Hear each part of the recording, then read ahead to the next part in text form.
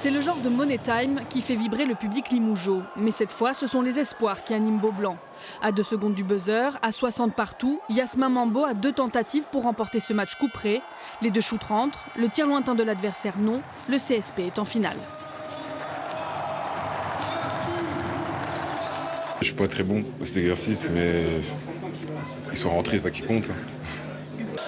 En début de rencontre, la tension inhibe les joueurs de Limoges. Beaucoup de fautes et de rebonds offensifs sont concédés et l'adresse fait défaut. En face, l'Asvel, leader de la phase régulière du championnat, avait réservé une mauvaise surprise au CSP. Une grande partie de ses joueurs, absents la veille pour participer à un tournoi de l'Euroleague, a été rapatriée depuis Belgrade dans la nuit. Déterminé à conserver son titre de vainqueur du trophée, Lyon-Villeurbanne se heurte finalement à la bonne défense limougeaude. Le CSP mène 36-25 à la pause.